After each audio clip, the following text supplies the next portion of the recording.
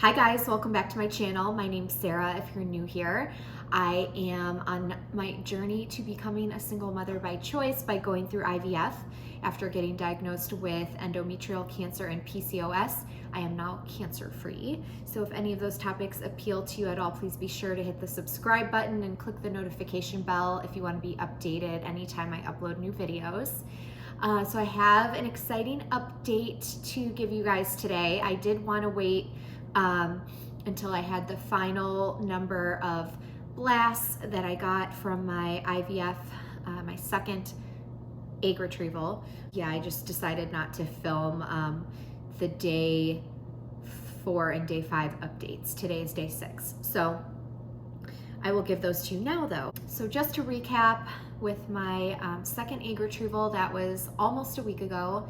I had 20 eggs retrieved and 10 of them fertilized.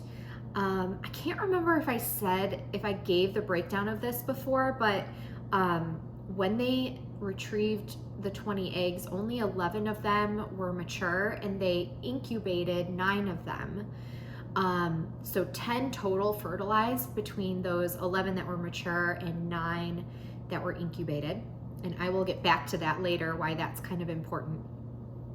And so on day 2 and day 3, when they called me, I still had 10 embryos were still dividing properly and looking good. Day 4, when they called, 3 of my embryos had already reached the, I think it's pronounced marula stage, which is what they expect, and 6 of them were just a little but very slightly behind, but they were compacting, which they said was good. And 1 embryo was way far behind, so they didn't have much hope for that embryo. On day 5, they called to tell me, they called me in the morning, which I thought was interesting because they told me that they were probably not going to call me until the afternoon, because they like to give them until the afternoon to reach blastocysts on day 5. But they called me at like 9 in the morning to tell me that 2 blasts had already been biopsied and frozen, and that I had 4 early blasts, that they were just going to give a little bit more time. And then they said, I'm sorry, I'm looking down at my notes. They said that I had 2 that didn't look like they were going to make it. So what is that? 4, 5, 6, 7, 8. And then they said 1 most likely won't make it. But then they called me. So in my head, I was kind of expecting them to call me today on day 6 and tell me that at best 4 more made it to blast, just based on what they told me yesterday. And yesterday I was a little bit disappointed that only 2 made it to blast, because I've been doing all this research, and honestly, I've been finding conflicting research. So I've had it in my head that like day 5 blasts are better than day 6 blasts, but there is a lot of research out there that says they're just as good. There's some research out there that says they have a higher pregnancy rate, higher implantation rate. So really, I mean, there's just so much research on these topics that like sometimes it's just like you don't know what to believe, honestly. This technology is still relatively new, so I'm really not going to stress out about the fact that I only had 2 day 5 blasts and the rest are day 6. So when I got the call today, again, it was pretty early, like earlier than I thought, because again, they told me that they weren't going to call till the afternoon, and they called me in the morning to tell me that they got 7 more, which just blows my mind, because they had told me that 4 looked really good and 2 were pretty behind and 1 was really behind. But basically all 3 of those that they really had no hope for ended up making it. So I was very pleasantly surprised.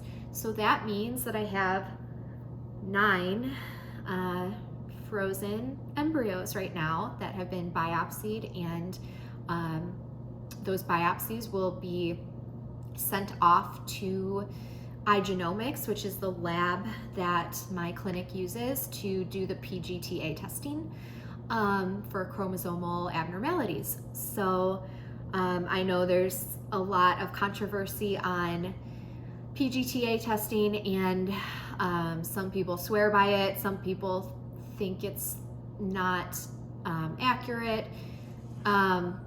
iGenomics says they have like a 99% accuracy rate at determining if an embryo is chromosomally normal or not.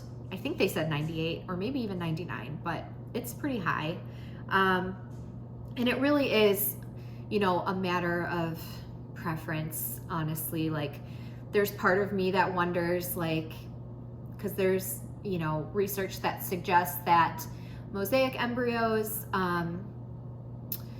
could correct themselves in the womb, which I totally believe that that can happen.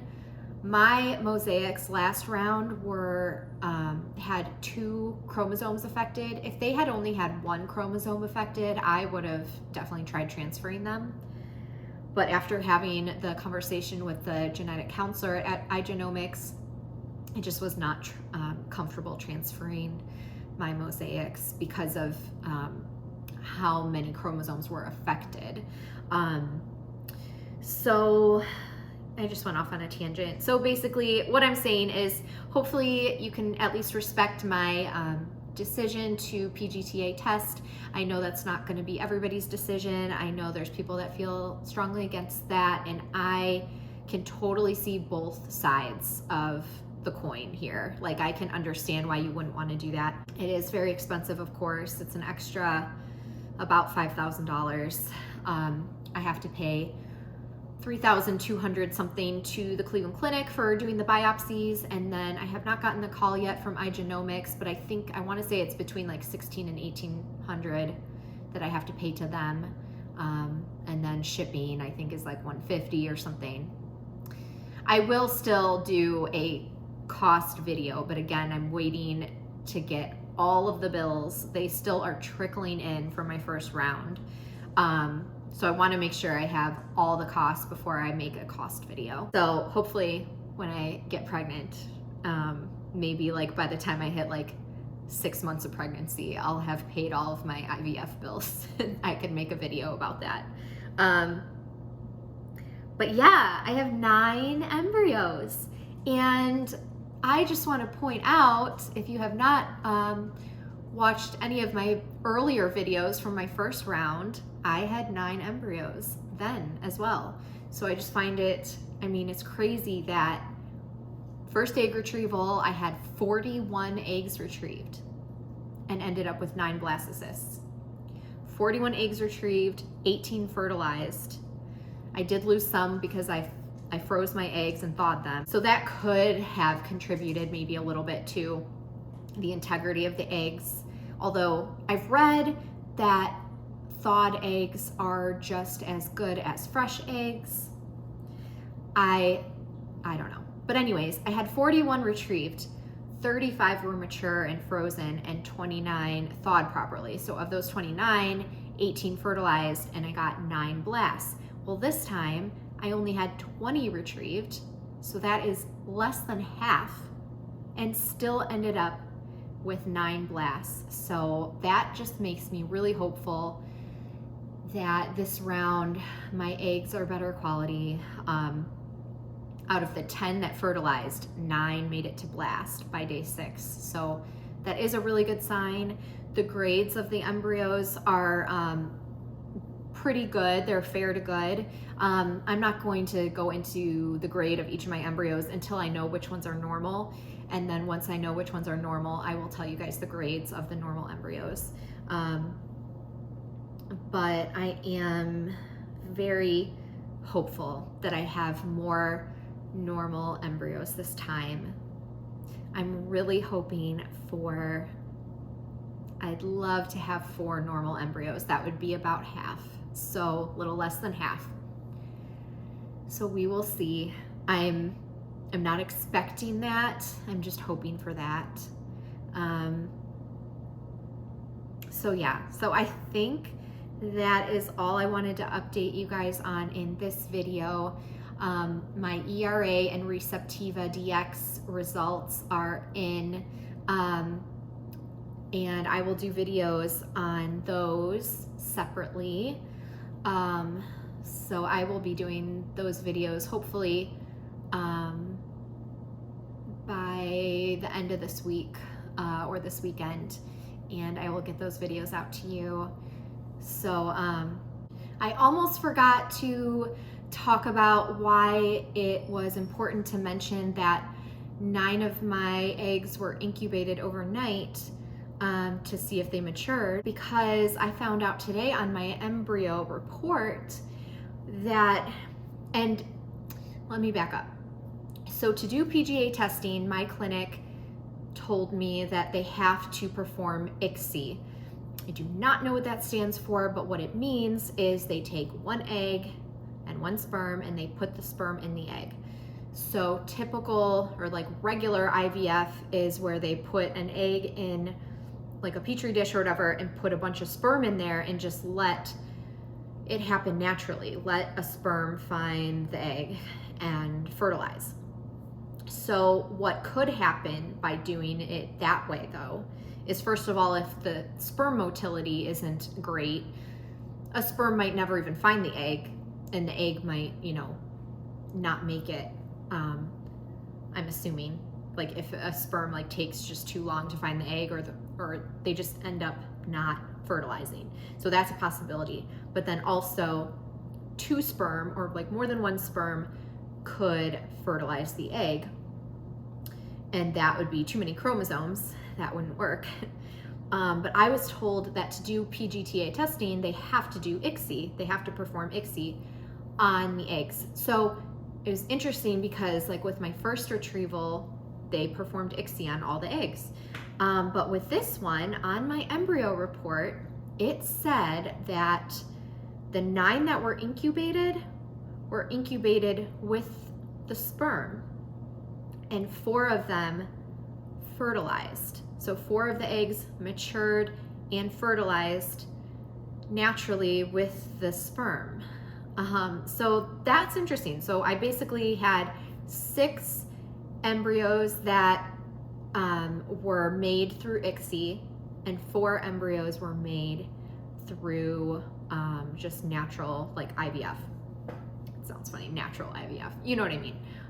So I will be really interested to know, once we find out which embryos are normal, I will be interested to know if the 4 that were not fertilized via ICSI are normal, or if more of those 4 were normal than the other 6. I don't know. It'll be interesting, but I will definitely ask that question when I find out. So yeah, so I'm excited, and I am sending baby dust to all of you who have commented on my videos or reached out to me and are going through IVF as well, or IUIs, or even in the beginning stages of becoming a single mom by choice. So I am really thinking about all of you guys and sending you all positive vibes and love, and thank you again so much for all of your support. I hit 1,000 subscribers today. I really can't believe that there are 1,000 of you out there that I'm assuming most of you are in the same boat as me. And I just love that we're building this community. So have a great night. I will see you very soon on my next video. Don't forget to subscribe and like this video if you like this video. Have a good night. Bye.